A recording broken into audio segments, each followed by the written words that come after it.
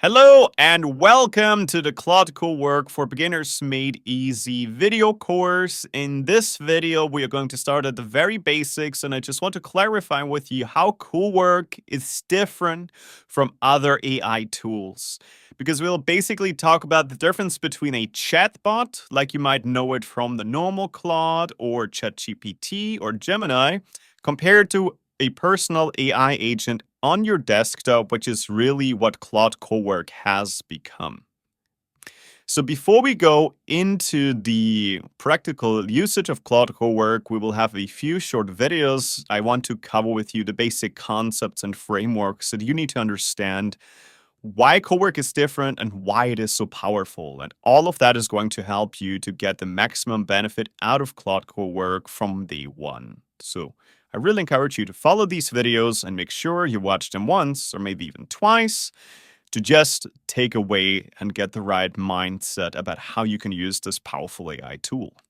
So the way I want you to think about it is basically the chatbot versus the AI agent is kind of like comparing the recipe versus the cook, right? A chatbot like ChatGPT or the normal Claude, you can kind of see it as a recipe. You ask it a question, you get text instructions, but you still have to do all of the work yourself. And the output of the chatbot is usually just a text answer or maybe a single image. But you get it inside the chatbot and you have to save it, or whatever you're going to do with the output, you will have to do it yourself. Now, the AI agent, on the other hand, is much more powerful, and it's kind of what I guess the promise of AI really is for us. It's the cook, right? So imagine you open Claude Cowork and you give it an overarching outcome, a goal that you're after. That's all you really have to do. Then the agent itself is going to create a plan about how it is going to achieve that goal. So it will break it down into a number of steps. It will order these steps and then make a plan about how to go about each of those steps.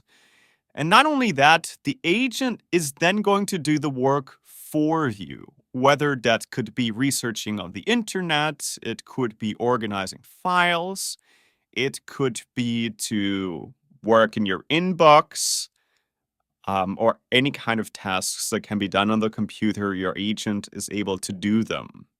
And as the output of those tasks, you will usually get finished files that are stored on your computer, whether that is the research report of an extensive online research, or it is basically a new folder structure in your downloads folder that is very well organized logically, or maybe you've written a small program or a website, but those files are stored on your computer. You don't have to export them, you don't even have to save them, it's already there. And just imagine it was, of course, much more powerful to have a cook than just to know the recipe for a meal. So here, maybe that's a bit of a better visualization. So think about the chatbot, right? You go into ChatGPT, you go into Claude, and you give it a user prompt, right? So maybe you ask it for a structure for a presentation you want to give. Maybe you ask it for a short article about a concept that you want to present. So then usually you just get a text response and the chatbot gives you maybe good advice, but you have to go out and do those steps. The AI agent, on the other hand, Claude Cowork, is more like a cook, right? So you need to give very clear goals and ideally some context about the stuff that you're trying to achieve. And when you do that, Claude Cowork will know which goal you're after, in what situation all of that is used, the context behind it, maybe the overarching project you're working on, the people that are involved, the industry you're in, depending on how much context you give it. And that really is the difference between Claude and Claude Cowork. Now, as you see here, basically we give it maybe data files, research, we can give it templates, right? Those are all kind of the cooking utensils. And give it a go. Then Claude Cowork will start making the plan. And of course, it can also operate applications and tools for you. So if it needs Word, if it needs Excel, if it needs PowerPoint, if it needs Chrome, it can do all of that for you. It can create files, it can do complementary research, right? So it can operate on your system. And once it has finished its task, whether that's creating a spreadsheet, a PDF report, you name it will create these products, it will create these files and store them directly on your computer. Or, of course, it can also manipulate, so to speak, so it can edit or complement or change existing files on your computer, but only in the folder that you give it. And we're going to talk about that. So the term of the working directory is very important. Because, of course, you don't want to have Claude Cowork work on your entire computer, and yeah, you might have to be afraid, but there's some security issues there. So what makes an agent different? First, dynamic workflows. So you give it the overarching goal, and Claude Cowork can adjust its approach based on the unique task that you give it, right? So depending on the goal you give it, it is going to make itself a plan and adjust that plan in the best possible way to reach the goal that it's after. The second very important thing is that the agent can run on your computer and run your system. So not only can it run code that it has written, but it can navigate your browser, right? So Chrome through a plugin called Login Chrome. So it can open websites for you. It can research on the internet for you. It can look up notifications for you. And it can execute commands, right? So the agent itself can basically give itself commands, then switch to Chrome and navigate on the internet, which can be very useful and might be necessary for a lot of tasks that you will give it. The third one is it can complete projects, meaning that it can create real files, PowerPoint, Word file, Excel file, PDF files, etc., directly on your computer and save them there.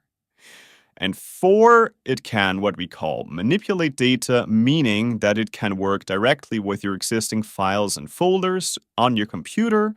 And it works in such a way that you give it access to a specific folder on your hard drive, and it will be able to work and access files in that folder, but only in that folder.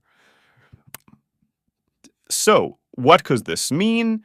Well, according to IDC research, most knowledge workers spend up to 30% of their workday on repetitive tasks. Assuming that you can hand all of these tasks to Cowork, and we're going to look into the interesting topic of Claude skills that will also help you to automate repetitive tasks that you're working on. Assuming that was 30%, that could mean that he could save up to 2 hours each and every workday. Or for some of you, it might be even more than that. So, without Cowork, you might spend 2 hours formatting a report, 30 minutes organizing a folder, or 20 minutes building a summary. With Cowork, you can do that literally within minutes.